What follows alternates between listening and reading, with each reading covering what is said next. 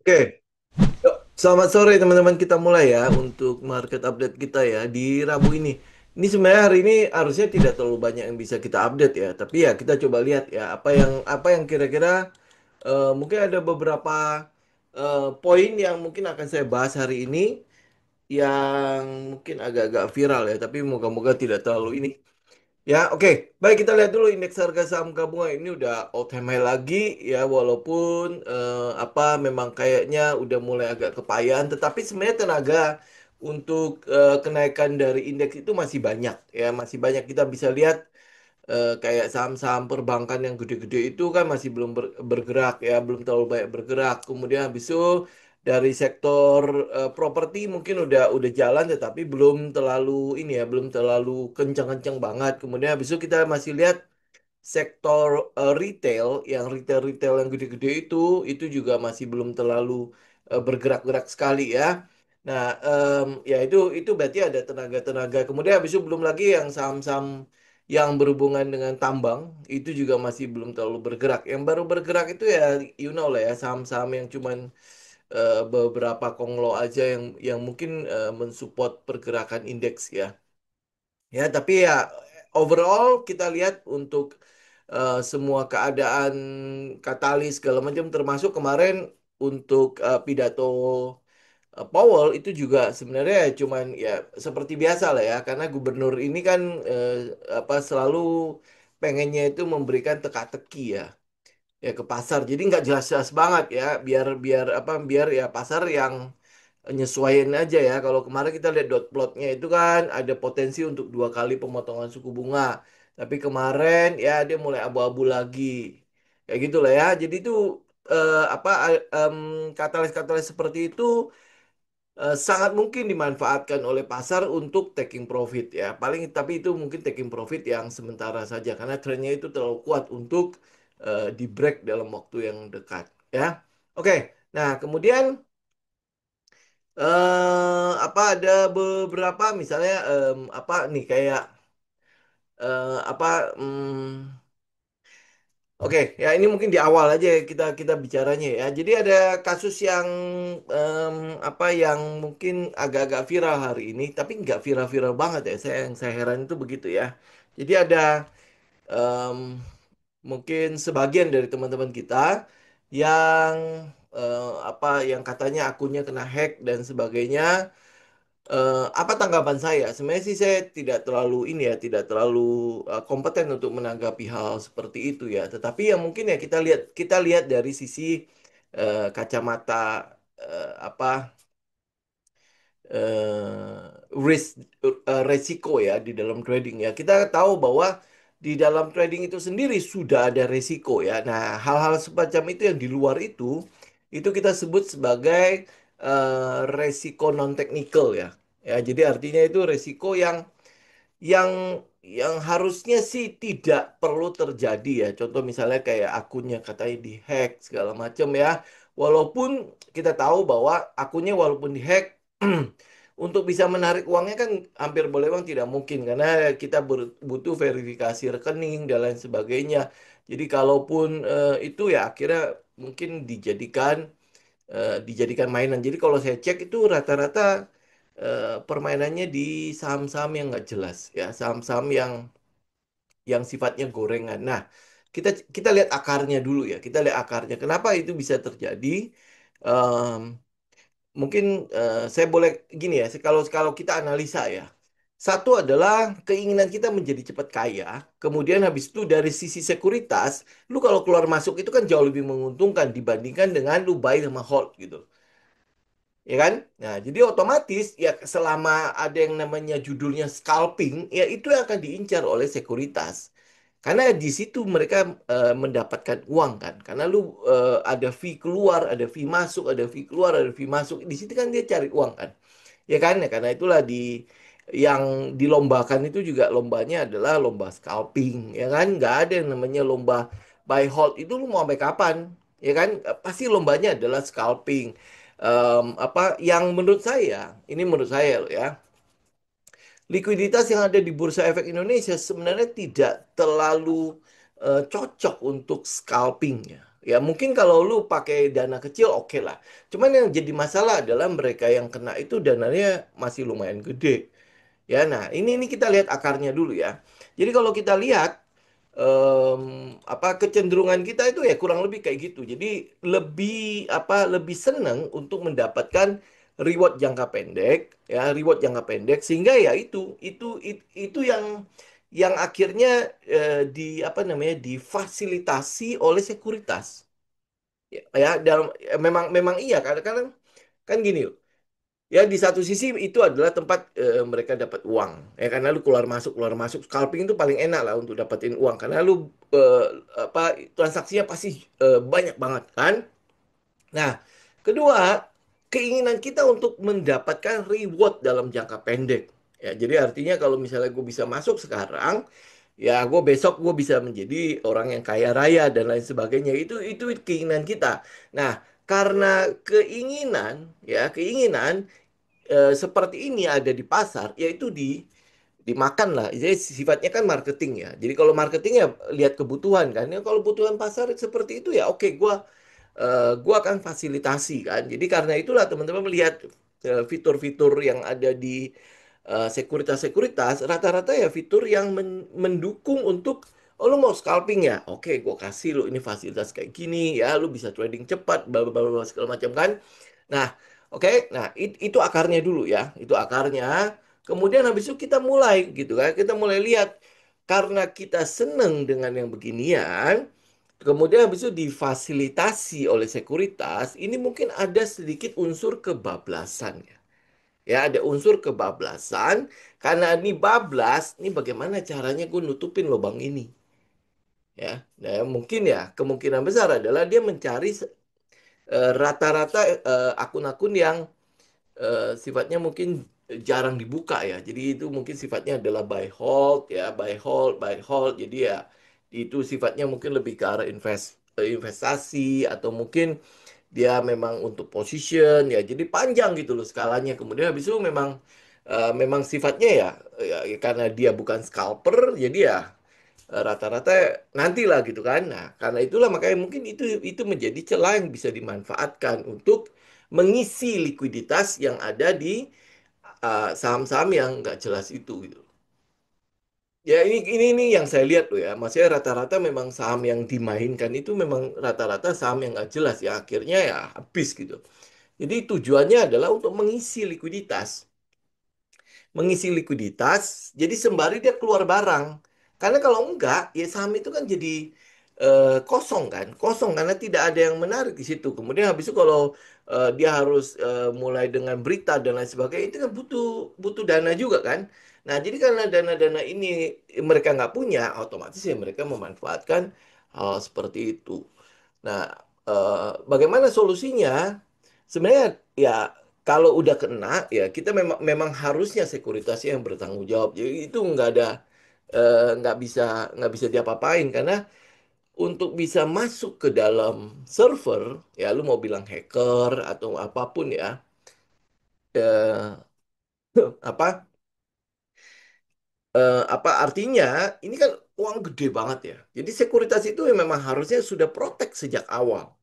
Ya sudah proteksi sejak awal. Jadi artinya security untuk akun-akun mereka dan sebagainya itu memang harusnya sudah menjadi sebuah jaminan. Ini kan sama kayak kita nabung di bank dan lain sebagainya kan. Coba bayangkan kalau misalnya security bank itu tidak terlalu bagus, bagaimana kita? Ya, apakah lu percaya dengan hal-hal seperti itu? Ini walaupun ini mungkin adalah ini ya apa kejadian-kejadian awal ya. Yang mungkin nanti kita harapkan adalah ke depannya ya mereka mulai memperhatikan itu. Karena saya tanya ke beberapa IT, kalau servernya bursa itu kelihatannya akan susah untuk dimasuki karena pasti firewallnya udah pasti banyak banget dan sebagainya lah ya. Saya bukan ahli di situ, itu udah pasti susah ya. Kemudian habis itu untuk perbankan itu udah juga pasti susah karena mereka mungkin udah inilah ya, udah pengalaman dengan yang begini-ginian ya. Nah, karena itulah makanya ya udah sekarang ada di sekuritas gitu loh. Ya, mungkin ya setelah itu ya mereka akan mungkin mengambil langkah seperti nanti perbankan maupun yang bursa. Mungkin yang lain-lain ya. Saya nggak tahu kayak kripto segala macam itu mungkin nanti juga harusnya akan mulai itu ya, mulai diperketat kali ya untuk ininya ya. Karena itu kalau sampai apa diutak-atik segala macam, nah itu kan ini kan lebih lebih ini lagi kan. Nah, yang mungkin yang saya agak bingung itu adalah tidak terlalu viral ya. Mungkin karena melibatkan cuman sebagian kecil ya. Ya, sebagian kecil dari teman-teman kita ya. Jadi karena itulah makanya dia tidak terlalu viral-viral sekali ya. Dan itu mungkin tidak sampai menyinggung orang kuat kali ya. Karena jadi ya makanya nggak terlalu viral. Jadi tanggapan saya adalah yaitu ini adalah resiko non teknikal yang yang apa yang bagaimana mencegahnya ya mau nggak mau adalah ya teman-teman harus sering-sering buka gitu loh sekuritasnya. Karena kalau enggak ya lu kan memang harus setiap malam juga untuk melakukan review ya. Tapi memang mereka yang buy and hold ya pasti akan jarang-jarang buka. Nah, karena kejadian ini ya seenggak-enggaknya ya ya dilihat lah, ditengok lah ya. Jadi kalau nanti ada kejadian apapun, ya minimal kita tahu. Kemudian habis itu yang kedua, aktifkan notifikasi. Biasanya kan kalau misalnya ada ini ya, ada transaksi seperti itu, kan kita biasanya dikasih tahu ya ya. Jadi em, aktifkan notifikasi. Ya, jadi artinya kalau nanti ada transaksi, minimal masuklah ada SMS kah, ada notifikasi via aplikasi segala macam itu masuk. Kalaupun nanti itu mungkin dimatikan notifikasinya, seenggaknya lu tahu gitu ya. Oh, biasanya kan harusnya ada ya notifikasi. Lah ini kok tiba-tiba nggak ada. Jadi agak ngeh gitu lah. Ya, nah itu bagaimanapun juga itu adalah akun kita. Kita mau nggak mau kita yang jaga. Kita apa kalau udah kejadian seperti ini ya memang agak repot itu adalah ini siapa yang mesti kita tuntut tanggung jawabnya. Kalau kita tuntut apakah ini apa kita bilang ya apakah ini sepadan dengan apa yang harus kita keluarkan nanti. Karena yang kita lawan itu sekuritas kan. Ya biasanya kayak gitulah ya. Oke. Nah, jadi apa ya kita lihat lagi ya ini akarnya. Jadi apa yang kita mau di situ adalah ya kalau buat saya karena saya mungkin tidak di scalping ya dan saya kayaknya nggak tahu cocok di sana. Karakter saya nggak pas lah di daerah scalping ya. Oke, nah karena itulah makanya kita balik lagi ke prinsip dasar ya, prinsip dasar dari sebuah analisa, termasuk scalper harusnya ada prinsip seperti ini ya. Oke, jadi saham-saham yang kita lihat, yang mungkin tikernya itu ada 4 huruf itu sebenarnya adalah perusahaan real loh, ya perusahaan real yang ada di lapangan, yang mungkin bisa lu lihat. Kalau mungkin lu nggak tahu perusahaan itu mungkin tidak langsung berhubungan dengan kehidupan kita secara langsung, tapi setidaknya ya, lu bisa mencari tahu karena ini real, ini perusahaan real. Kita mungkin kalau misalnya kayak bilang Bitcoin siapa yang ciptain, nah itu mungkin agak repot ya kita mencarinya. Atau mungkin teman-teman lihat Ethereum itu apa gitu dan lain sebagainya. Bagaimana kita menganalisa fundamentalnya. Nah itu itu urusan mereka yang bermain di kripto lah ya. Tapi yang saya mau katakan adalah kalau di saham itu adalah perusahaan. Itu adalah perusahaan yang bergerak dan real ada di lapangan. Ya, itu adalah perusahaan. Jadi lu mungkin lihat itu adalah perusahaan mungkin tidak jelas ya. Perusahaan misalnya AS apa ya? AS yang lagi viral sekarang itu apa gitu lah ya. Itu ada kantornya. Itu ada kantornya. Nah, habis itu ada kegiatan usahanya. Harusnya seperti itu. Ya, walaupun itu mungkin gorengan dan lain sebagainya ya, tapi dia ada ya ada eksis.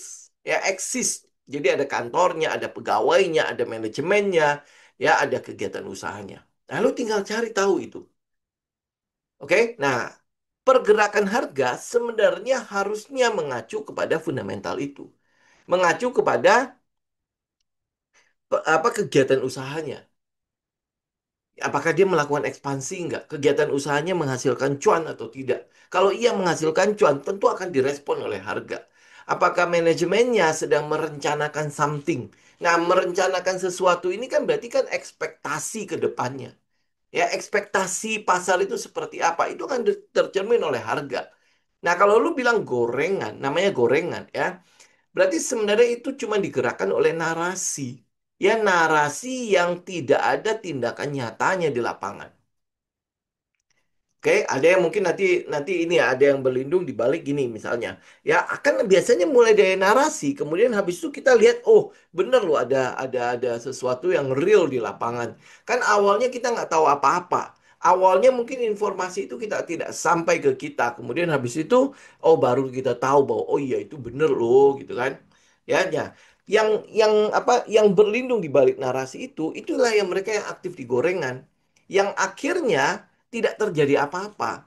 Nah, pada saat tidak terjadi apa-apa, ya kan akhirnya ambrol kan semuanya kan. Oh, berarti cuman itu makanya dibilang digoreng ya. Digoreng artinya ya cuman nggak ada apa-apa, cuman yang penting narasinya aja nongol dulu. Nah, kayak dulu, saya lupa ya berapa tahun ya, mungkin waktu sebelum sebelum COVID lah ya, sebelum COVID sampai di masa-masa COVID itu kan terkenal dengan narasi IPO. Dikit-dikit orang IPO, dikit-dikit IPO, dikit IPO. Kenapa? Karena Bursa Efek juga lagi ngejar kan. Lagi ngejar target berapa gitu ya, 1.000 company ya tahun berapa gitu kan. Karena itulah makanya IPO itu di apa namanya syaratnya itu dipermudah sehingga semua orang melihat itu menjadi sebuah kesempatan. Ya, kesempatan apa? Bahkan ada yang IPO cuma jual kertas. Ya, jual kertas. Jadi benar-benar dana project-project doang itu dijual, itulah itu pun laku loh diborong orang. Itu dulu ya. Ya, ada beberapa tahun. Mungkin teman-teman ada yang ikut ya di mana ngantri IPO. Wow, ngantri IPO. Pokoknya udah semua IPO itu pasti bisa jadi beggar. Ya, jadi ngantri semua di situ. Itu dulu. Nah, kemudian habis itu mulai ya bursa mulai melihat 80% yang IPO itu isinya akhirnya jadi bodong. Ya, isinya akhirnya jadi saham-saham yang gocapan, ada yang sekarang sampai jadi tinggal 1 rupiah, ya mungkin nggak bisa nol ya, sekarang jadi tinggal 1 rupiah, habis-habisan. Nah, baru habis itu bursa bikin aturan diperketat. Ya, nanti begini-gini. Nah, IPO kan sudah tidak menarik nih. Nah, tahun-tahun ini, termasuk tahun kemarin lah, mulai dari Pani lah. Ya, paling paling awal itu mulai dari Pani. Kita mulai muncul narasi yang namanya backdoor. Ya, itu narasi loh, ya. Narasi yang namanya backdoor. Nah, backdoor ini, itu kenapa kita bilang itu narasi? Sama kayak IPO. IPO itu jual apa? Jual kertas kan. Ya, kenapa? Karena lu nggak mungkin menjual sesuatu kalau itu jelek. Jadi pasti lu akan mempercantik itu. Nah, sebelum di IPO, maka semua laporan keuangannya tertutup. Karena itu lalu nggak akan tahu, ya kan, apa yang terjadi di dalamnya segala macam. Kecuali itu adalah IPO perusahaan-perusahaan yang sudah terkenal. Ya, berarti kan kita bisa lihat ya, seenggak-enggaknya ada rekam jejaknya. Tapi kalau IPO dan saham-saham yang nggak jelas, bagaimana lu mau cari rekam jejaknya? Karena dia tidak terbuka untuk umum. Ya, karena itulah pada saat IPO dibikin bagus. Jadi yang lu beli itu adalah ya narasi yang sudah di make up gitu. Sudah di make up itu ya akhirnya lu beli. Ya lu beli ya kemudian habis itu ya udah lu percaya aja dengan apa yang menjadi kosmetik itu. Ya dan sialnya adalah kalau IPO-nya nggak laku, retail dapatnya banyak. Tapi kalau IPO untuk perusahaan-perusahaan yang laku, retail dapatnya sedikit. Ya, itu dulu kan, ya. Jadi akhirnya mulai orang mulai mulai meninggalkan itulah, meninggalkan narasi itu. Jadi narasi itu sudah mulai nggak terlalu laku ya. Nah, kemudian habis itu muncullah narasi backdoor yang saat ini. Ya, backdoor pun sama, itu narasi. Kenapa? Karena lu nggak tahu perusahaan yang mau backdoor itu siapa. Ya, lu nggak bisa ukur sama sekali. Konsistensinya itu nggak ada. Sama kayak IPO, konsistensinya itu nggak ada. Ya, tetapi dia bergerak. Nah, karena dia bergerak, udah gua hajar aja. Soal benar atau enggak urusan nanti. Gitu kan? Nah, ini yang disebut oleh Peter Lynch. Di balik setiap saham yang ada, itu ada sebuah perusahaan di sana. Jadi kalau dia melakukan backdoor, berarti ada orangnya. Lu harusnya mencari tahu orang ini siapa. Kalau perusahaan memiliki uang, yang memiliki uang biasanya itu adalah perusahaan-perusahaan yang ada inilah, ada kegiatan usahanya. Contoh misalnya Pani. Ya, Pani di backdoor siapa yang mau backdoor? Yaitu Agung Sedayu. Agung Sedayu kan lu tahu apa usahanya. Dari situ lu bisa nilai kan. Rekam jejaknya ada kan. Kalau dia masuk ke dalam Pani, itu bisa kita ukur. Kenapa? Karena rekam jejaknya jelas. Nah, ini yang backdoor-backdoor ini kan rata-rata lu nggak tahu rekam jejaknya. Lu paling nggak bisa cari di Google, di segala macam ya. Ini siapa? Nah, di Google juga pasti terbatas sekali. Kenapa? Karena rata-rata yang mau backdoor, tadinya itu adalah perusahaan tertutup. Ya, kalau dia perusahaan tertutup, bagaimana cara kita bisa tahu? Ya, rekodnya, apa, rekod rekam jejaknya segala macam. Kan kita nggak tahu apa yang mereka lakukan, nggak tahu. Nah, kalau dia nggak tahu, ini yang Peter Lin bilang, kalau lu nggak bisa menemukan apa yang mereka kerjakan, jangan masuk, jangan beli, ya kan? Peter Lin tahu dong, ya nggak mungkin dia dia seseorang yang abal-abal kan. Nah, kata-kata ini itu menjadi dasar kita di dalam melakukan analisa di saham. Ya, yang kita cari apa? Apa yang lu lakukan? Nah, sama kayak misalnya hari ini, atau mungkin kemarin lah ya. Kemarin kan, atau 2 hari yang lalu, tahu ya saham oil kan? Saham oil memanggil untuk RUPS. Tadinya kita kita cukup cukup inilah, cukup ini ya, cukup melihat saham ini. Kenapa? Karena ada katalis yang berhubungan dengan hilirisasi kelapa. Nah, emiten yang mengurusi kelapa di Bursa Efek Indonesia itu cuma ada dua. Satu nggak jelas, ya. Satunya lagi cuma tinggal oils, ya, single oils. Nah, apa yang kita lihat? Ya, berarti kita berharap kita find out what it's doing kan. Nah, kita menemukan bahwa ini kemungkinan besar akan mendapatkan dampak dari hilirisasi kelapa. Nah, kemarin dia manggil untuk RUPS. Tujuan RUPS itu adalah meminta persetujuan untuk menjaminkan asetnya. Loh, pada saat itu kita find out ya. Kita menemukan bahwa ini kenapa dia harus menjaminkan sejumlah aset. Oh, berarti dia cari pinjaman. It's okay kalau pinjamannya itu untuk ekspansi. Tapi apa yang kita temukan? Yang kita temukan adalah 2023, tahun 2023 dia sudah pernah melakukan pola yang sama. Nah, kalau dia udah pernah melakukan pola yang sama, berarti kita sudah punya rekam jejaknya. Apa yang mereka lakukan di 2023? Apakah berhasil? Ternyata kenyataannya tidak berhasil. Nah, dia mau melakukan ini sekali lagi. Jadi kita find out kalau ini ada sesuatu yang aneh. Ya, ini makanya yang dibilang sama Peter Lynch seperti itu. Jadi mindset kita di dalam melakukan analisa itu harus ada dasarnya. Jadi begitu kita menemukan, ini ada sebuah informasi baru nih. Informasi yang menunjukkan bahwa kelihatannya, ini dalam tanda petik ya, dalam tanda petik, dia mau mengulangi proses yang sama dengan 50% sisanya. Sisa asetnya kita nggak tahu apakah ada penambahan aset baru atau enggak. Tapi yang jelas, waktu 2023 itu sudah ada beban yang ditambahkan di situ. Nah, pada saat dia sudah ada tambahan beban, beban ini kan belum hilang nih. Nah, dia mau tambahin beban lagi yang baru. Berarti dari 2023 sampai hari ini, itu dia belum menunjukkan sebuah proses yang menguntungkan. Artinya kalaupun ada katalis masuk ke situ, kelihatannya dia mungkin akan pot-potan untuk menangkap katalis itu. Berarti kan kita boleh katakan katalisnya ada, kesempatannya ada, tetapi lu nggak punya kemampuan untuk menangkap itu. Sama kayak kita hidup sehari-hari lah ya. Ada yang mungkin nawarin sesuatu menarik sekali, tapi kita nggak punya uangnya. Bagaimana kita menangkap peluang itu? Ya pasti susah ya. Nah, memang lu bisa minjam uang kemana-mana kan, minjam uang kemana-mana. Tapi posisi lu sudah pernah ada beban, ada utang. Jadi kalau lu mau pinjam lagi, kira-kira nih, orang percaya nggak ya utang yang lalu aja kayaknya nggak ada prosesnya nih lu. Gitu kan? Sekarang lu mau tambahin lagi utang yang baru. Gimana ya?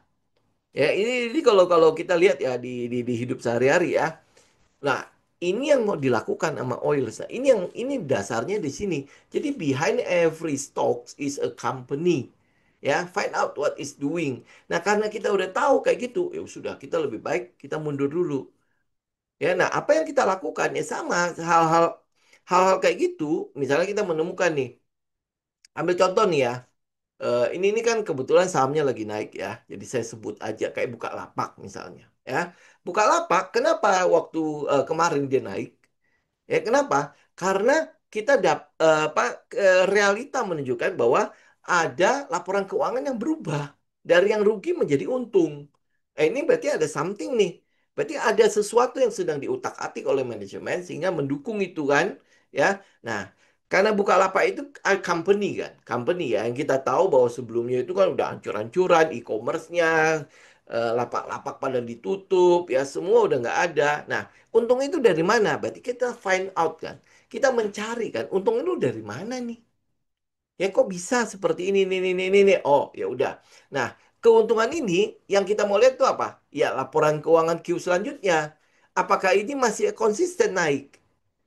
Ya, kalau konsisten naik, berarti kan harusnya ada something dong, ada something yang mungkin kita bisa expect. Jadi price in expectations ya. Apa yang dilakukan oleh smart money itu kurang lebih begitu. Tapi datanya mereka mungkin lebih lengkap ya, sehingga hitung-hitungannya mereka lebih clear kan. Ya, nah, ada ekspektasi yang terjadi pada perusahaan itu yang dilihat oleh smart money. Ini kan dilakukan oleh smart money begini kan. Dia find out what it's doing kan. Ya, oke lah. Kita jangan ngomongin Bukalapak. Ayo kita ngomongin soal Astra International misalnya. Ya, itu kan sahamnya juga sudah breakout ya. Astra International juga sama kan. Itu company kan. Itu bukan cuma ASII tok kan.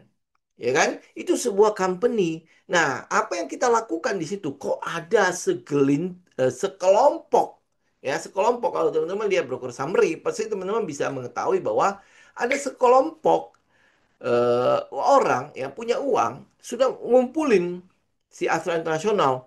Nah, apa yang terjadi pada Astra Internasional? Kenapa sampai dikumpulin? Berarti kan ada sesuatu kan? Itu yang perlu kita cari tahu. Itu yang perlu kita find out. Ya, find out ya. Jadi lu find out. Jadi lu cari ada apa di situ. Oh, dia lakukan ekspansi lu gila-gilaan tuh kemana-mana kan. Dia beli apa? Beli lahan gudang ya. Dia beli rumah sakit. Dia beli em, dia beli apa lagi ya? Dia ekspansi kemana-mana kan, bikin data center ya. Apa ekspansi kemana-mana. Anak perusahaannya sampai beli tambang emas ya dan sebagainya. Itu terus kemana-mana nih. Ya dia berarti sedang menggurita nih. Ya kemudian habis itu kalau lu lihat katalis-katalis yang lain itu kayak misalnya akan dihapus PPNBM untuk mobil listrik. Itu kan adalah sebuah keuntungan untuk si Astra International juga kan. Belum lagi kita lihat penurunan suku bunga itu mulai terjadi nih. Jangan-jangan nih kalau daya belinya mulai kembali, ini mungkin akan jadi pilihan eh, perusahaan lagi kan dan sebagainya. Lu find out something di situ. Ada sesuatu di sana. Ya, nah itulah yang kita tradingkan, itulah yang kita kumpulkan. Jadi kalau misalnya itu cuma sebatas narasi di mana kita nggak kelihatan nih apa-apa di situ. Cuma orang bilang, katanya, ya kalau orang apa Gen Z sekarang bilang ini adalah toxic person gitu ya, yang cuma komporin doang. Apa ini bakalan bagus nih. Oh, pokoknya lu bakalan kaya raya nanti akan jadi 3.500%. Ya lu buy aja sekarang nanti akan jadi 3.500%. Ya kayak gitu ya. Jadi akhirnya udah lu pokoknya lu pegang aja kayak gitu. Nggak mau lihat lagi yang lain, nggak melakukan analisa, nggak melakukan riset sendiri ya, pokoknya gue ambil aja. Itu akhirnya itu akar dari ini, dari yang mungkin yang terjadi sekarang gitu ya. Akhirnya lu kemana-mana, uang hilang dan sebagainya. Atau mungkin mungkin juga ya karena kurang likuiditas, akhirnya dia menggunakan cara-cara kotor yang terjadi pada ya teman-teman kita ini gitu. Ini yang apa yang perlu kita sadari bahwa kalau lu melakukan analisa ada dasarnya. Kalau lu melakukan pembelian saham itu ada dasarnya. Nah, dasar itu yang perlu pegang, bukan cuma narasi-narasi tok.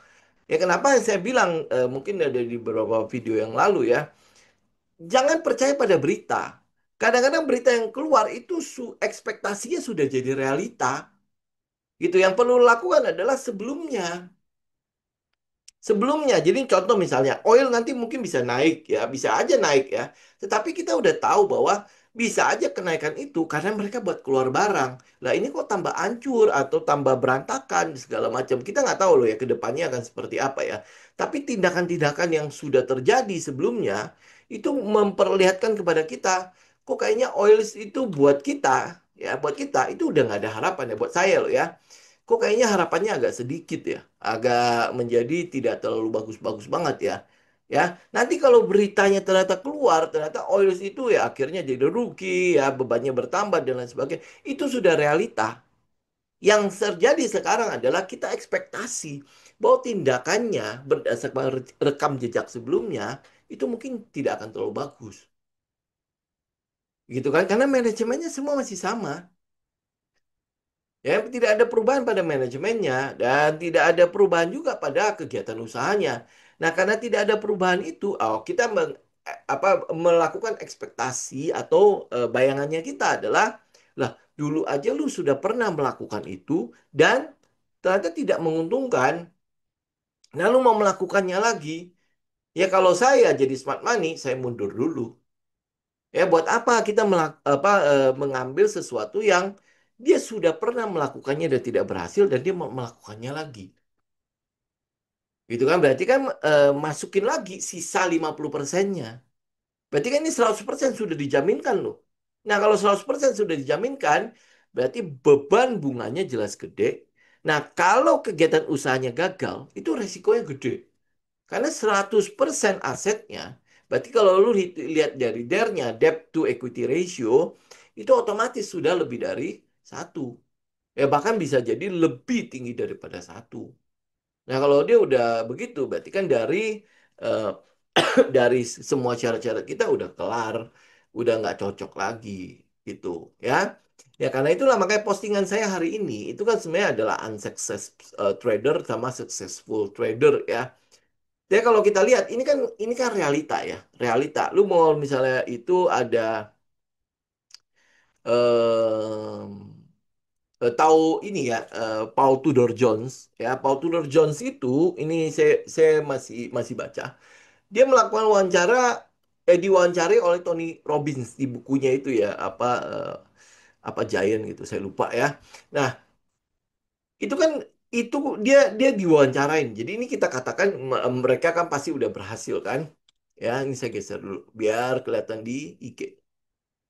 Ya, nah ini kan mereka sudah berhasil kan. Apa yang mereka lakukan? Ini yang mau nggak mau yang harus kita contoh kan. Ya, yang sudah berhasil kita contoh. Yang tidak berhasil ya sudah kita nggak usah contoh ya. Apa? Nah, apa yang mereka lakukan? Yang mereka lakukan adalah mereka bikin trading plan. Artinya mereka melakukan analisa duluan. Bukan cuma sekedar narasi. Tapi benar-benar ada analisanya. Nah, karena mereka melakukan analisa, otomatis mereka bisa bikin rencana trading. Ini makanya dibilang trading plan. Ya. Nah, kemudian habis itu apa yang setelah mereka lakukan, setelah mereka mungkin udah entry dan lain sebagainya, yang perlu mereka lakukan apa? Mereka perlu membiarkan atau memberikan waktu kepada setupnya untuk bekerja. Ya, setup itu enggak loh ya, enggak seperti bayangannya kita, di mana kita habis masuk langsung, oh, to the moon gitu kan. Rata-rata setup itu ya mereka akan ada akumulasi. Lu tahu nggak akumulasinya akan berakhir apa enggak? Nggak tahu. Ya, tidak tahu kita. Yang kita bisa lakukan adalah apa yang kita lihat pada perusahaan itu sudah memenuhi syarat dan ketentuan dari apa yang kita mau. Ya, itu makanya dibilang price in expectations. Ya, ada ekspektasinya ke depannya.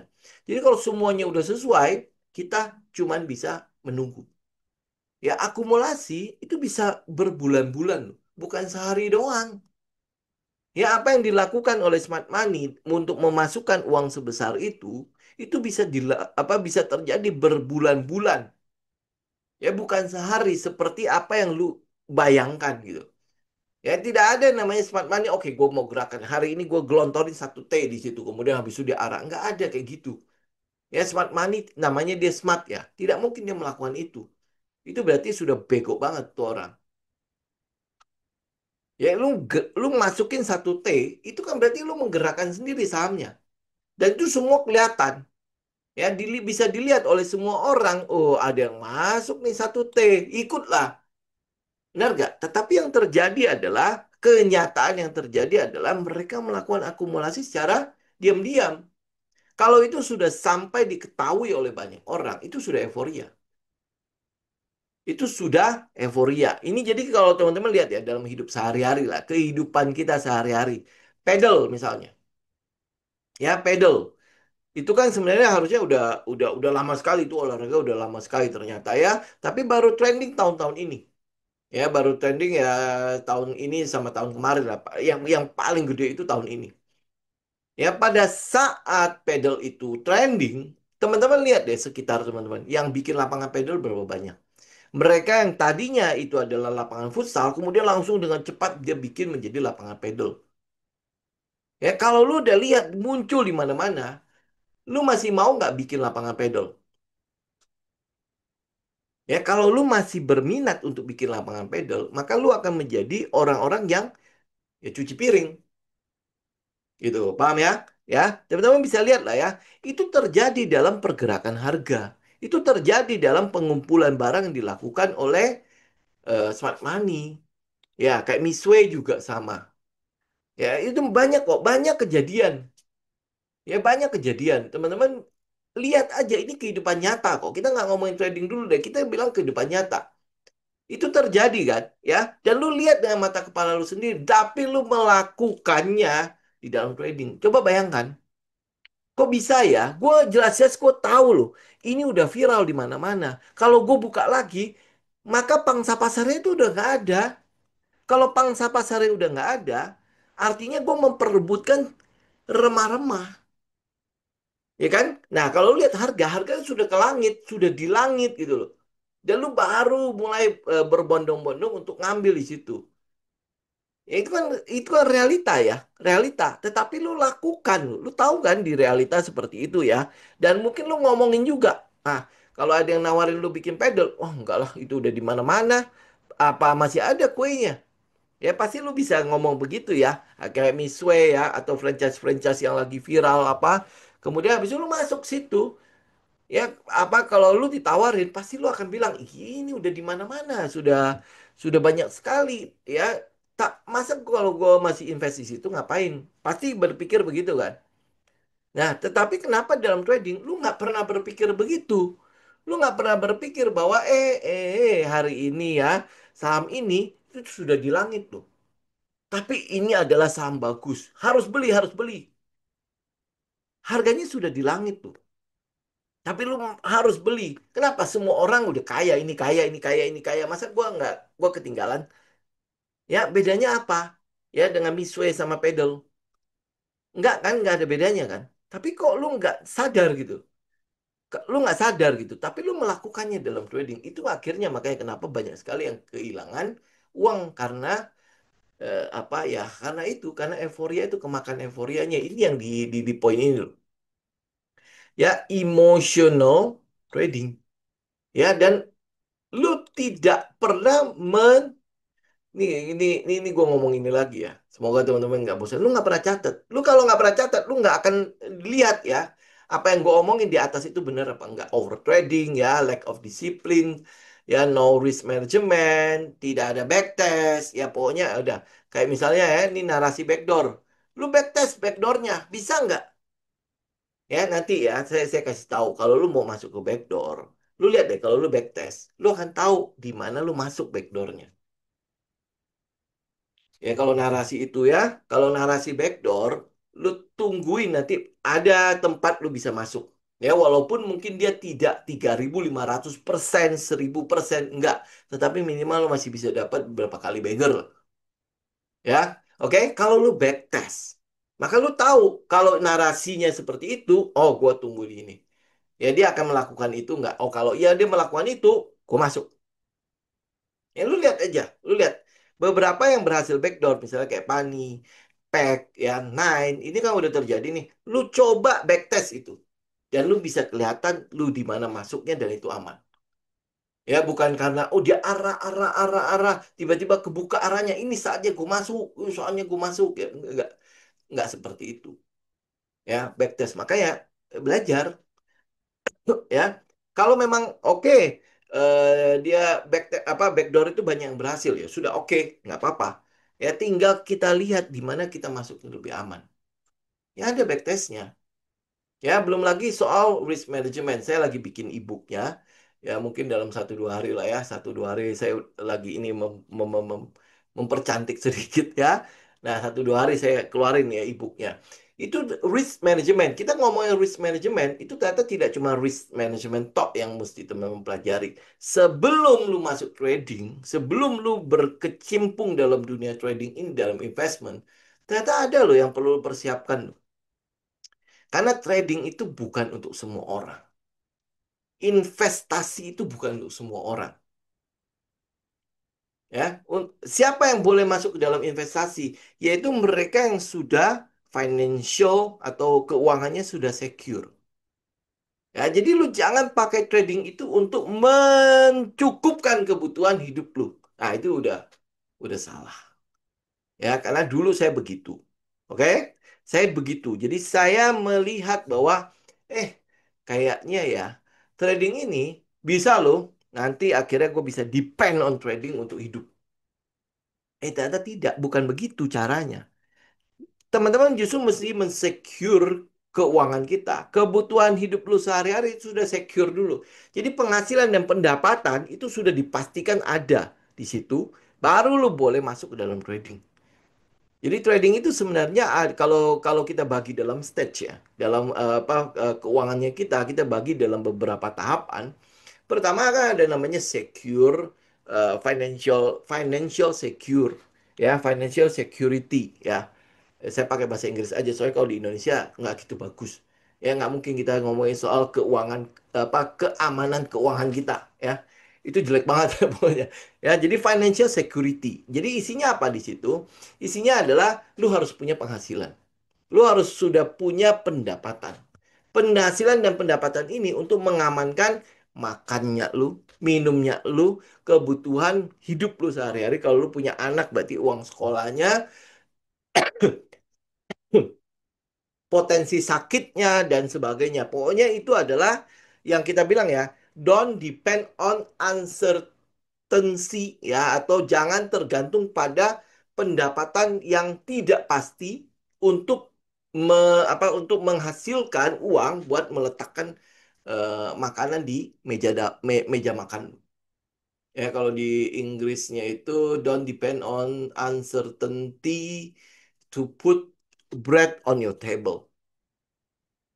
Ya pokoknya Inggris keren-keren ya oke. Nah tapi itu kurang lebih jadi lu mesti secure itu dulu baru lu boleh masuk ke dalam trading. Lu kebayang nggak ya, kebayang nggak berapa banyak orang yang malah akhirnya menganggap bahwa trading itu adalah penghasilan utama mereka. Ya begitu, wah ini kayak apa di ini ya di dapur udah klangkring klangkring nggak ada makanan nih ya. Nggak ada beras nih dan sebagainya. Nah lu udah mulai was-was nih. Ini apa setupnya belum jalan dan sebagainya. Lu terpaksa harus keluar.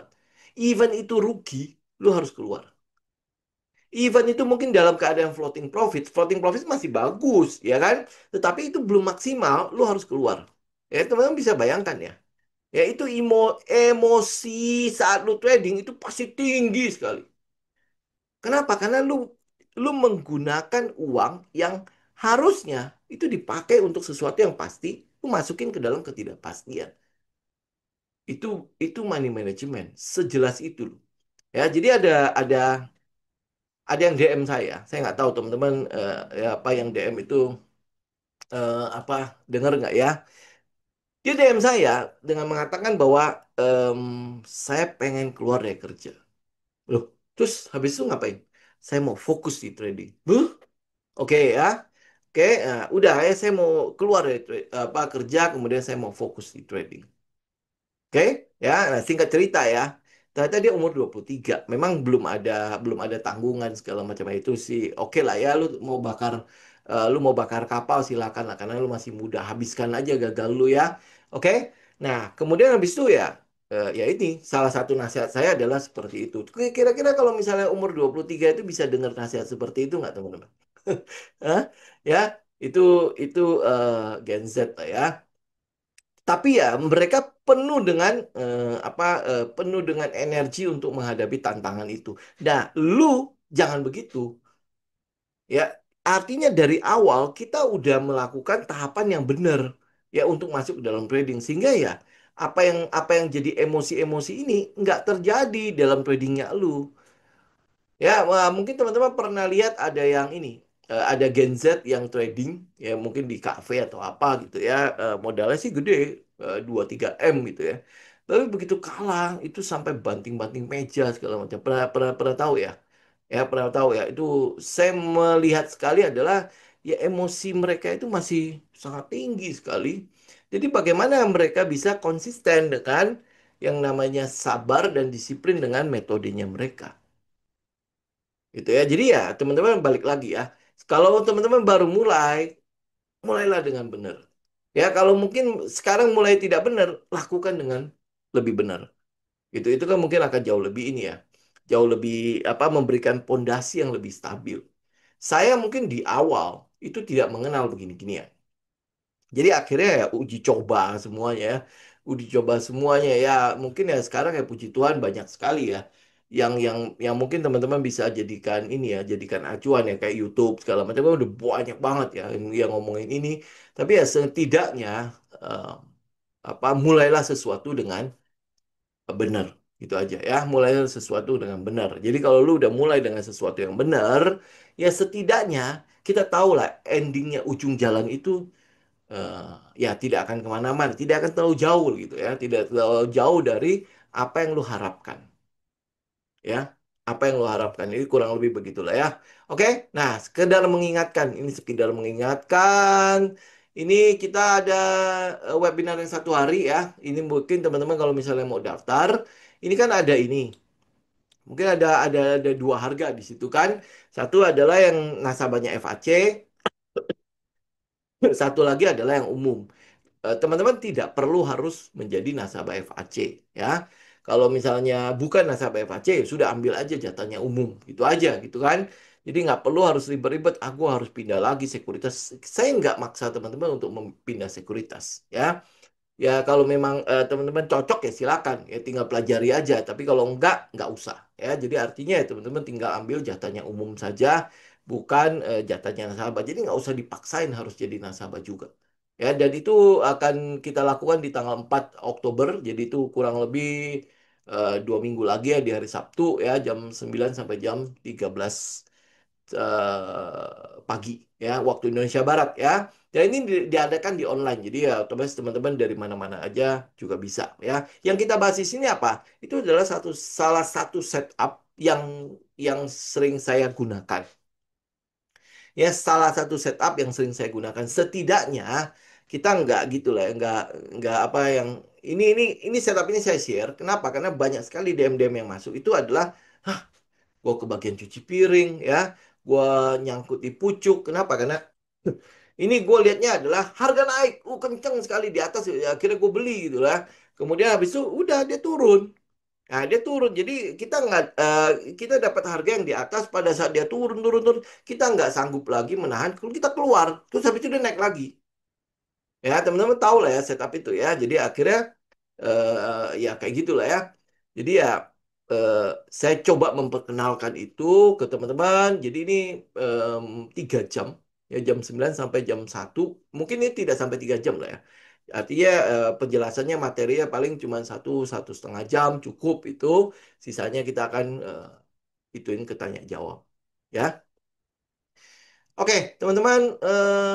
Kalau ada pertanyaan, oke. WRG, Pak.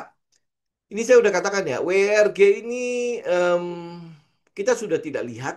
Ya, kenapa? Karena kalau teman-teman lihat dari saham kepemilikan di masyarakatnya itu sudah terlalu besar, ya sekitar 75 apa 80% di situ. Jadi udah terlalu besar.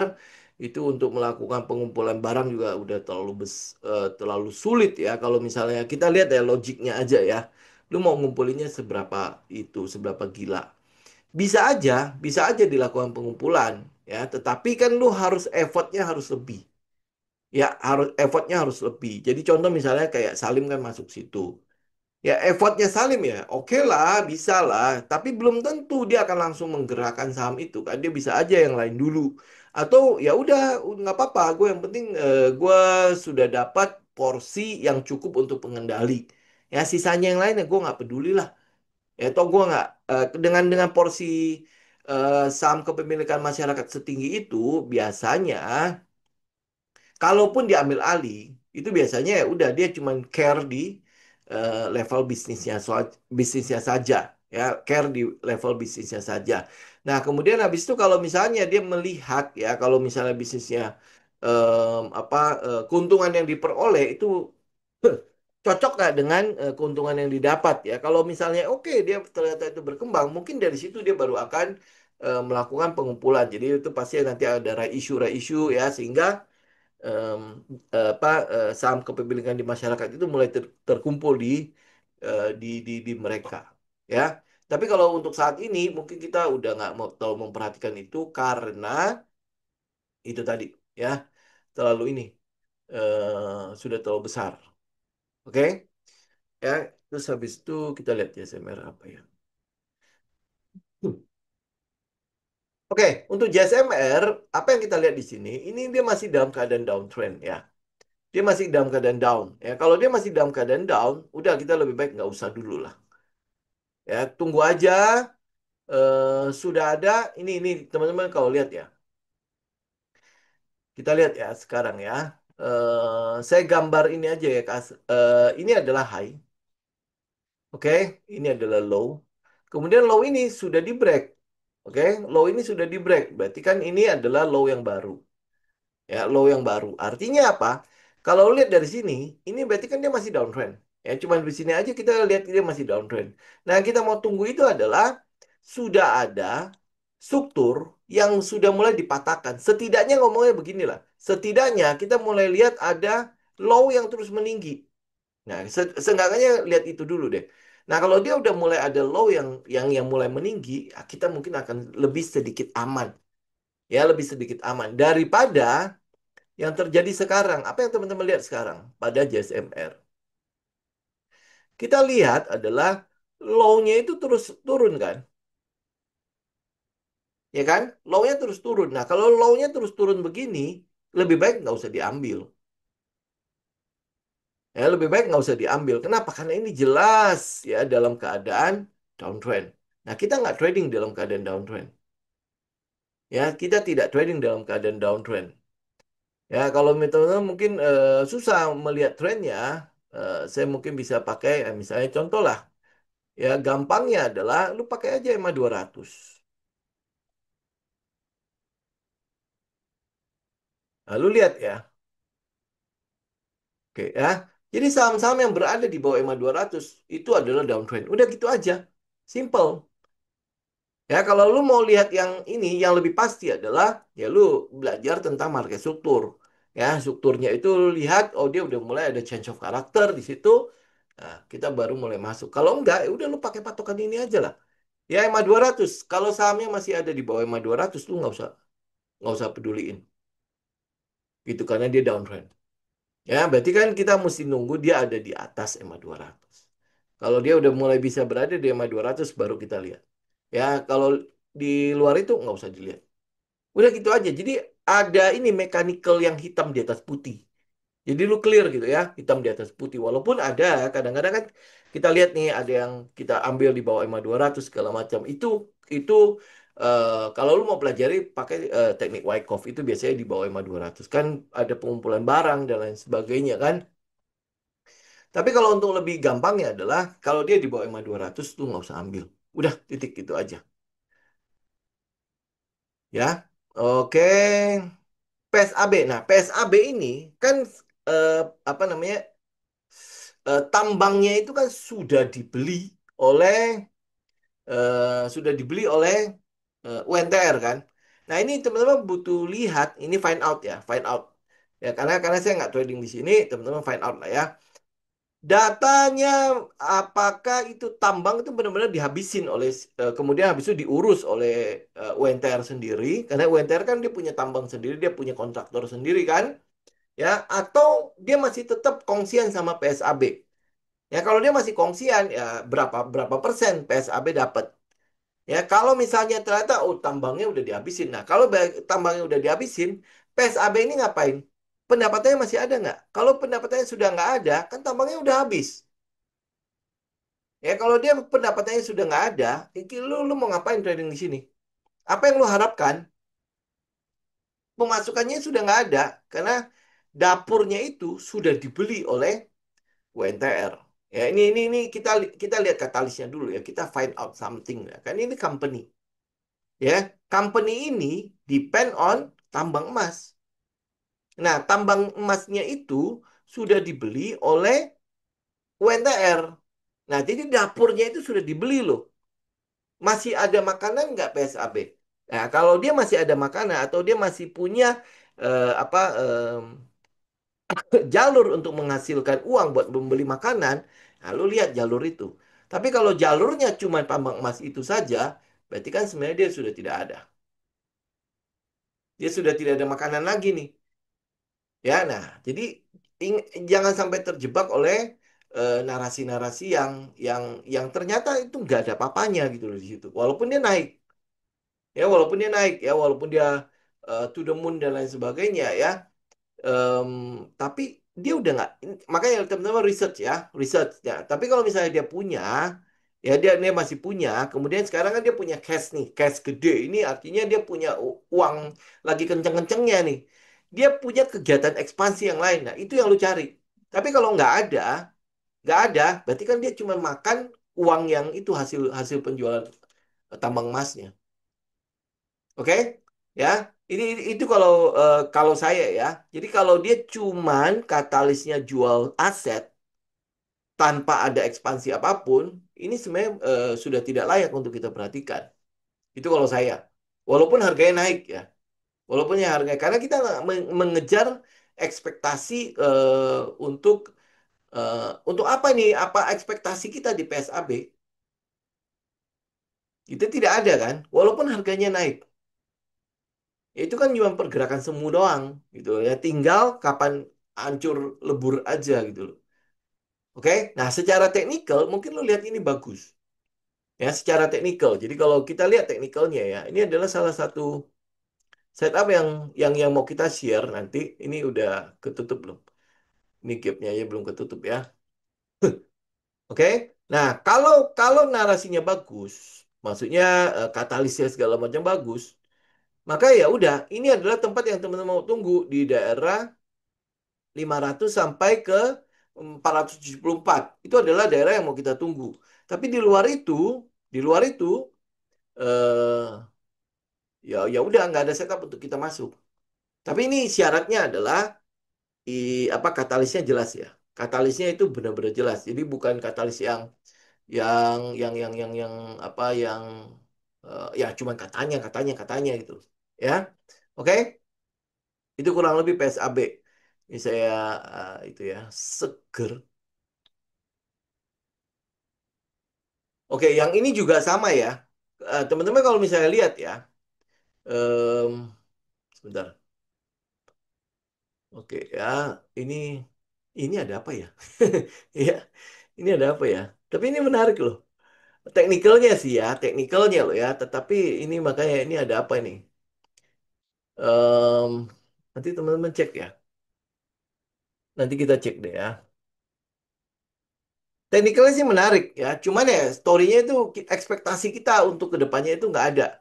Ya, tetapi ini secara teknikal oke. Ya, kemudian volumenya bisa gede-gede begini, ini berarti ada sesuatu ya. Cuma kita nggak tahu, ya nggak tahu apa. Nanti Jumat ya, Jumat kita lihat ya.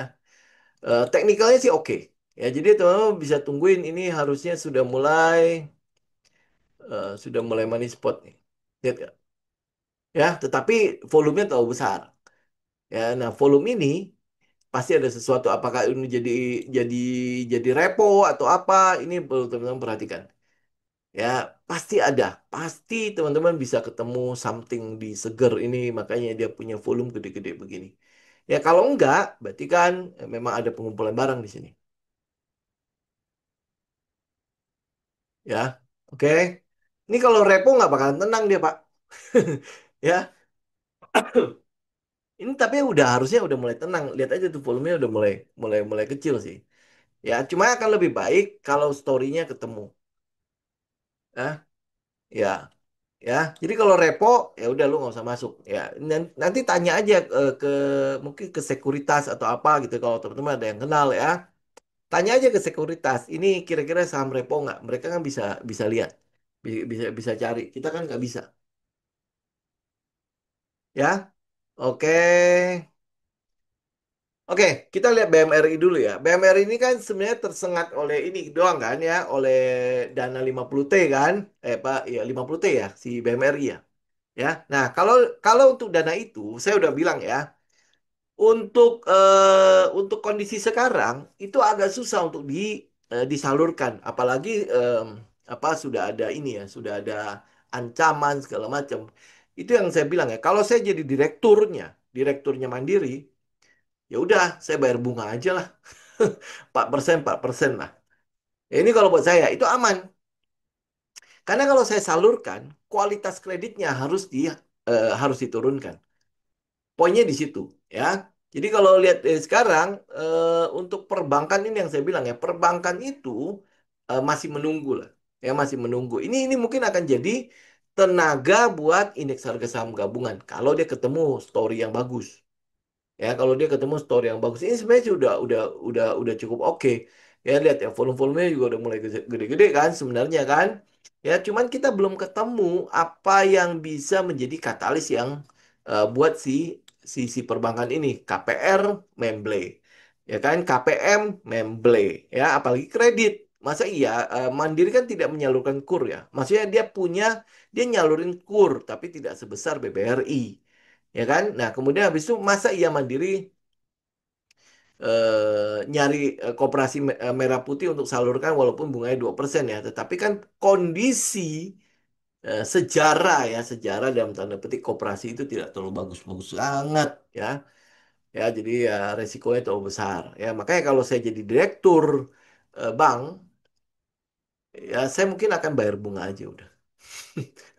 Ya, kan dia nggak boleh beli beli SBN nggak boleh, investasi ke emas juga nggak boleh. Ya udah, ya ya lebih baik begitu gitu loh. Kenapa? Karena demand kredit itu nggak ada. Kalau demand kredit itu nggak ada, berarti kan semua kegiatan perbankan itu tidak ada, ya tidak berjalan. Jadi yang kita lihat NIM-nya itu ya udah kayak gitu, aman gue taruh di SBN selesai gitu loh. Masih dapat NIM kok.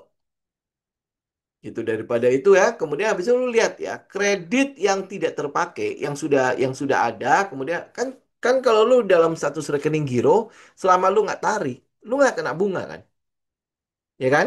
Ya, udah gue biarin aja di situ. Jadi itu jadi standby loannya gue aja gitu. Kalau misalnya nanti gue dapat kesempatan, gue tarik. Kalau enggak, ya udah gue biarin di situ. Itu 2.000 triliun sendiri loh. Ya, lu bisa bayangkan, ya kan? Sasaran kredit UMKM, nah itu ya agak-agak repot sih ya. Ya, ngomongin UMKM ya. UMKM itu kadang-kadang untuk dapetin kredit itu nggak gampang loh. Karena kualitas kreditnya itu yang saya bilang tidak terlalu bagus. Itu ya, ya makanya repot sekali ya. Ya, saham bumi untuk saat ini yang itu udah keluar semua belum Pak? Kalau dia udah keluar semua, ya berarti ada peluang. Kemarin kan dia sempat naik ya. Ya ini ya. Ya mungkin dia udah keluar semua kali ya. Ya kalau dia udah keluar, berarti kita udah bisa masuk ya. Tapi ini kan dia udah bergerak nih. Ya udah bergerak. Nah, ini ingat sekali lagi karena dia udah bergerak, kita nggak usah jadi tempat cuci piring. Apa yang teman tungguin ya? Lu tunggu dia pullback aja. Ya, tunggu dia pullback. Ini kan bentar lagi ini udah nggak break ya. Hari ini tidak break ya. Iya, ya hari ini belum break ya. Jadi mungkin saja akan ada pullbacknya. Jadi lu tunggu dia pullback aja. Apalagi ada gap-gap begini. Tunggu dia pullback aja. Ya, sebuah level. Ini sebuah level. Ini kan dia seperti udah break kan. Nah, level ini biasanya akan diuji. Jadi nanti akan jadi sebuah level yang jauh lebih kuat.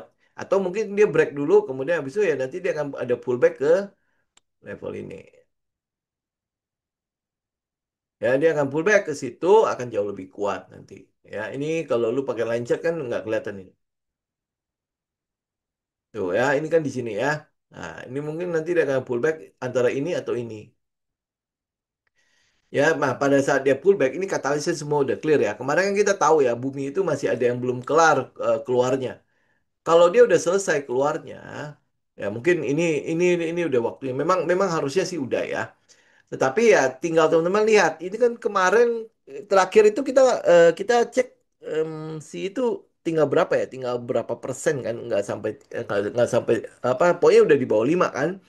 Ya, nah ini mungkin mungkin saja sudah selesai keluarnya. Kalau dia udah selesai keluar, ya memang kesempatan bumi itu sebenarnya gede. Ya apalagi dewanya kan sudah itu kan, dewanya sudah jalan duluan kan. Ya kesempatan bumi itu memang memang memang lumayan besar. Ya, better mana Hall MDKA atau emas? Karena emas itu belum ada teknikalnya, Pak. Saya akan pilih MDKA. Tapi ini kita ngomong teknikal ya. Emas itu baru IPO, sedangkan MDKA itu sudah lama. Jadi historinya itu sudah ada. Ya, kalau saya ini kalau MDKA bagus ya, story segala macam bagus, saya akan hold MDKA. Ya kalau lihat dari ini komoditas emas segala macam ya ya pasti harusnya bagus ya antara MDKA atau emas. Kenapa saya pilih MDKA? Karena kita sudah tahu rekam jejaknya. Dan rekam jejaknya itu sudah terbuka. Ya terbuka bertahun-tahun. Sedangkan emas baru IPO. Nah, kalau lu beli saham yang IPO itu berarti lu beli saham yang baru di make up. Ya, itu make up doang. Ya, walaupun mungkin data-datanya banyak. Oh, dia punya tambang di sini, kemudian habis itu penjualan sekian, sekian, sekian, sekian, sekian. Tapi itu semua adalah data yang tertutup. Yang kita nggak tahu bagaimana perkembangannya mungkin 5 tahun yang lalu dan lain sebagainya. Ya, kalau lu lihat dari data-data IPO, ya itu semua make upan punya, kosmetik punya. Tapi MDKA, lu udah nggak bisa tutupin karena itu semua sudah terbuka. Ya, emas tambangnya baru produksi 2033. Wah, berarti lu beli kertas itu. Ya, kan mungkin karena itulah makanya emas hari ini tidak arah ya. Arahnya cuma sehari doang ya. Ya, karena coba bayangin tambangnya itu baru beroperasi, baru produksi 2033. Berarti dalam waktu berapa ini? 8 tahun ini lu makan apa? Berarti makan tabungan kan? Ya kan? Ya ini kan ngomongnya gini, gue mau buka toko. Toko gue baru akan dibuka tahun 2033. Sekarang tahun berapa? 2025. Apa yang gue lakukan dari tahun 2025 sampai toko gue dibuka 2033? Makan tabungan dong. Kalau kan nggak punya usaha lain, ya kan? Ya kayak gitulah. Ini analogi doang ya. Thank you ini Bu Deka atau Pak Deka. Ya ini datanya kan clear ya. Tambangnya itu baru akan diproduksi 2033. Ngapain lu hold? Ya ngapain kita hold emas? Ya udah, kalau lu bilang better mana ya pasti gua akan pilih MDKA karena udah clear. Dia udah clear, usahanya sudah ada ya, kemudian habis itu rekam jejaknya jelas, dia udah terbuka udah berapa tahun kan? Ya kita udah bisa lihat ke flashback ke belakangnya, termasuk ekspektasi ke depannya. Sedangkan emas, ya apalagi nih datanya kan tambangnya saja baru produksi 2033. Itu makanya kenapa kita nggak trading saham-saham yang baru IPO. Karena datanya itu kosmetik. Ya coba bayangin 2033 ngapain lu IPO sekarang? Dan orang beli lagi. Ya kenapa? Karena dipromosin kan. Lu coba bayangin promosi emas itu berapa gede?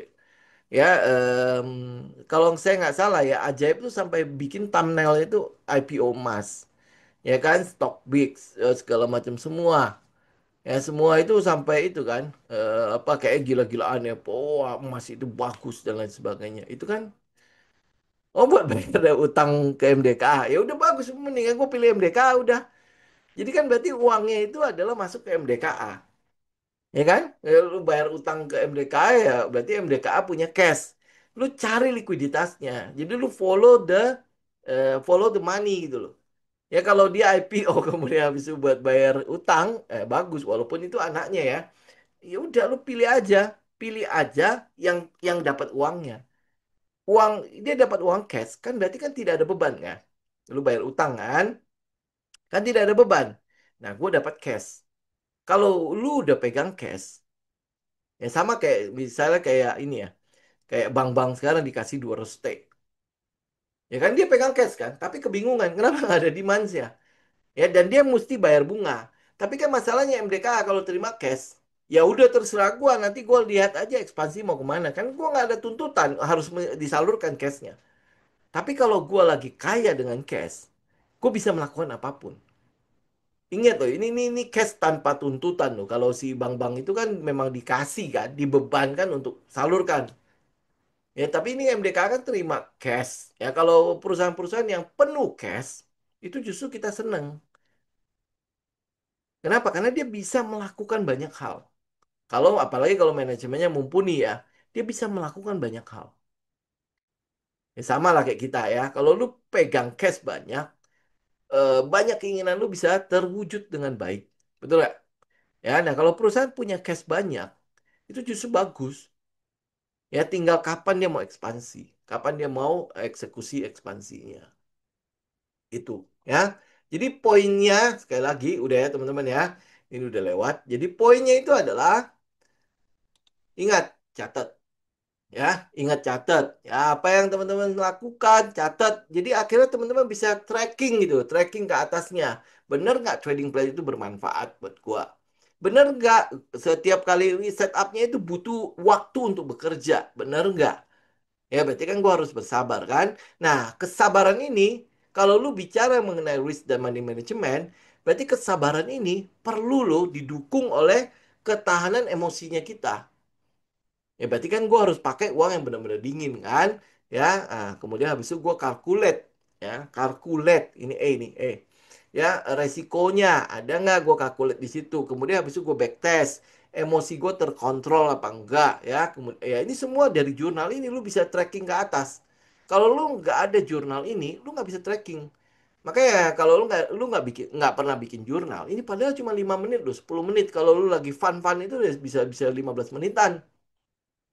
Ya, 15 menit itu tidak tidak sampai itu loh, tidak sampai membuat hidup lo hancur gitu cuma buat tulis jurnal.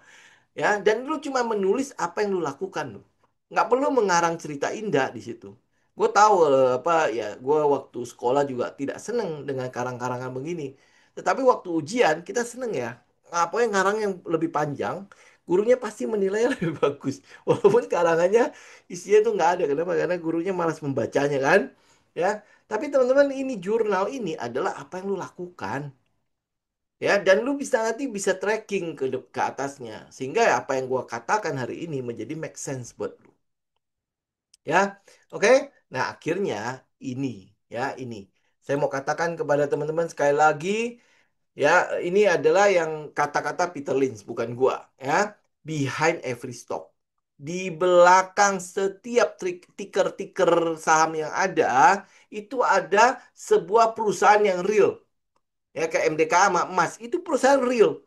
Find out what it's doing. Ya cari tahu apa yang dia lakukan.